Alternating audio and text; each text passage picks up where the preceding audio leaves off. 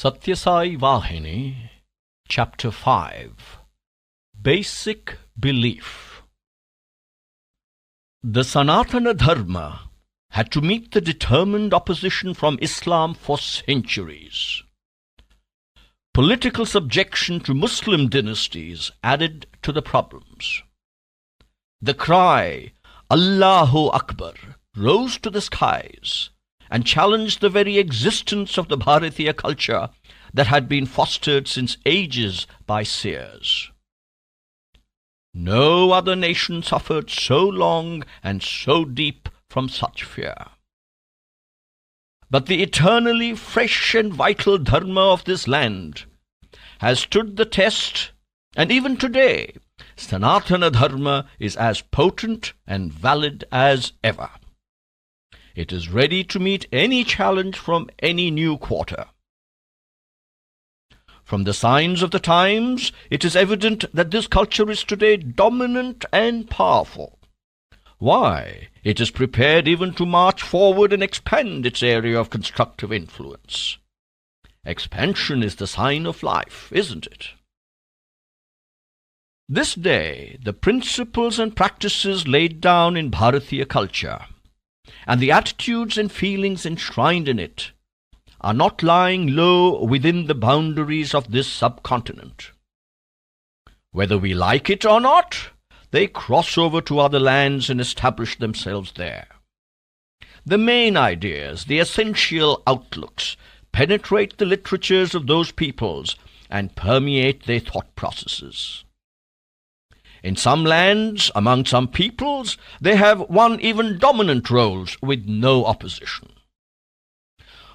For Bharat is offering as its contribution to the peace and prosperity of the world an invaluable body of spiritual wisdom. This contribution is more elevating than that from any other country. It is more necessary, more basic, and more precious than what any other nation can give. This fact is becoming clear to all mankind. The ancients of this land were not averse to the examination of other problems too. They tried, like other peoples, to unravel the mysteries of external nature. And this amazing nation achieved even in this field results through the exercise of their sharp intellect, which are beyond the fondest dreams of men in other countries. The supreme end of education, the highest purpose of instruction, is to make man aware of the universal, immanent, impersonal. This is the truth that is loudly proclaimed in the Vedas. The seers and sages of Bharat courageously entered upon this adventure.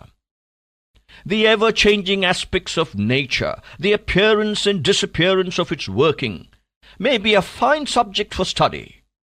But the ancients of Bharat proclaimed that the science of the transcendent principle that permeates the universe, the unchanging eternal, the embodiment of everlasting, ever-full Ananda, the residence of unaffected, undiminished peace, the ultimate refuge for all time of the individual jivi. That science is the highest knowledge that man must gain. The knowledge of the principles governing objective nature can at best provide man with food and clothing. It teaches man ways and means of gaining them. It leads to the exploitation of the weak by the strong. If the people of Bharat had bent their energies towards the discovery of the secrets of the world, they could have easily acquired mastery. But very soon, the people of Bharat recognized that this search was but secondary, and that the prime position should be assigned to the spiritual. They decided that pursuing the secrets of external nature was not the real sign of Bharatiya. This resolution brought glory to this nation. Others cannot even approach the fringe of this problem.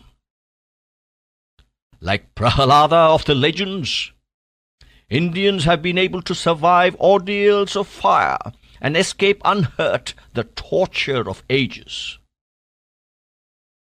Those who had no spiritual outlook or aspiration were not reckoned as Bharatiyas.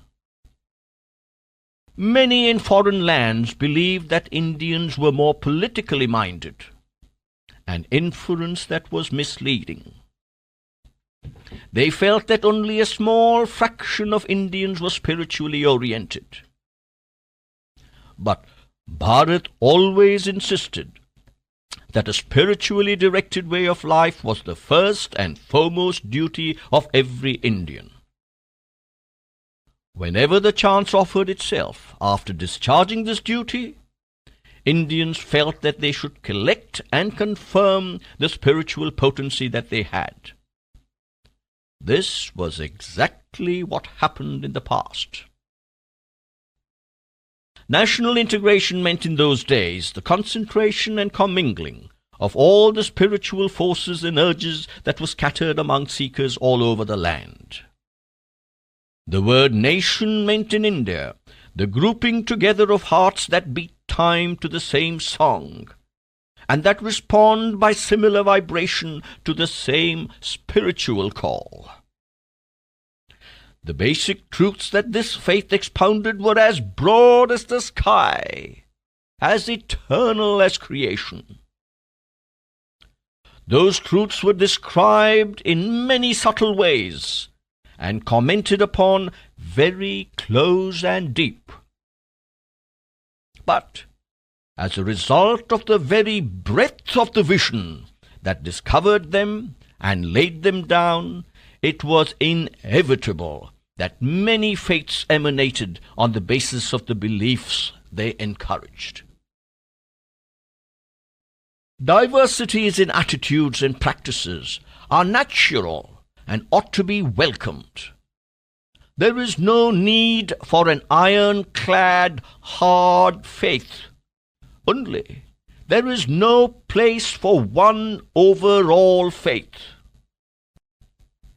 Rivalry among those following different paths cannot bring peace and prosperity to any country.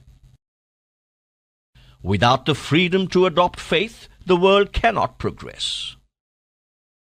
India taught that a small group can never command the inexhaustible resources of the world, that for the effective functioning of the community, it is necessary to divide the work of the community among sections of the people, and allot the task of contributing its share of the common good to each section of community.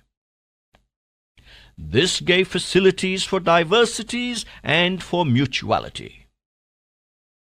Diversities were approved for the sake of the practical application of spiritual powers and potentialities.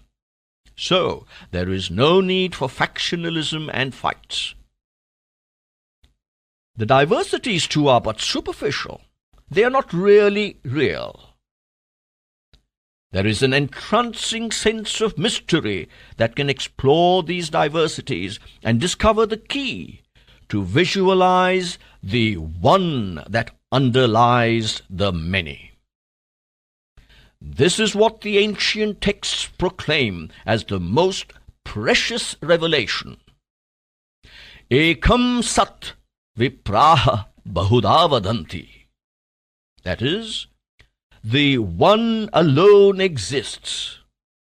Wise men describe it in manifold ways. Therefore it can be asserted that the faith of the Bharatiyas is the one faith that accepts and reveres all faiths. When we shelter factionalism and fanaticism in our hearts, in relation to our own specific faith or the faith of others, we, as descendants of those fathers, are bringing disgrace on ourselves. Whether we are adhering to the classic Vedantic faiths, or whether we are adopting recent trends in that Vedantic thought, we have to bear in mind certain basic, universally accepted truths. All those who bear the name Hindu have to believe in them and shape their lives accordingly. May they have the will to do so. The first of these is, Bharatiyas do not insist that everyone has to be bound to one attitude, or that everyone must abide by one interpretation or commentary only, to the exclusion of other possible explanations or points of view, or that the way of life with all its implications has to be the one approved by some one individual or group. The Bharatiya culture lays down that it is a heinous sin to exercise force upon anyone in matters of the spirit. Number 2. The eternal, universal Dharma or religion is taught by the Vedas. The sacred body of teachings, referred to as Vedic, is coeval with creation, without ascertainable beginning or end. With it, all inquiry into the spirit and the ramifications of faith have to find fulfillment and close. One cannot escape this conclusion if he studies and practices the Vedas. For all problems involving differences in spiritual attitudes and aspirations, we can get solutions that are convincing from the Vedic texts themselves. The viewpoints differ about what portions of the Vedas are authoritative for each. Persons affiliated to one sect might regard some portions of the Vedas as holier and more sacrosanct than others.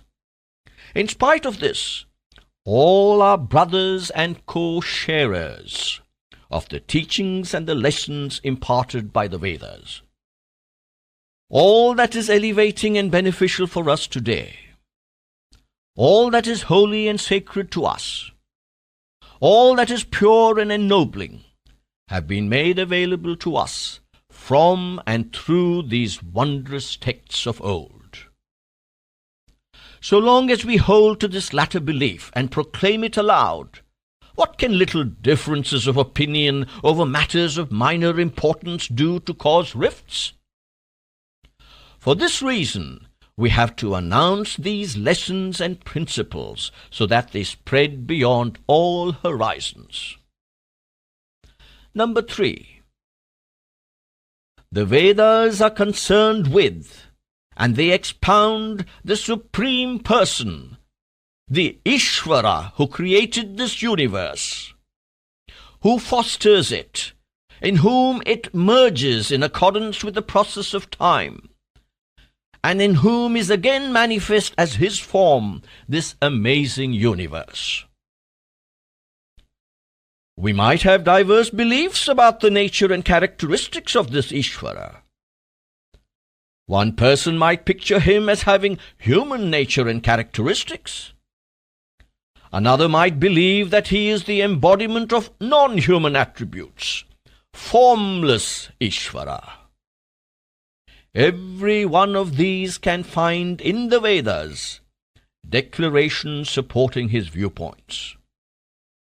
It is a fact that, though they hold diverse views, they all have faith in Ishvara, the Godhead.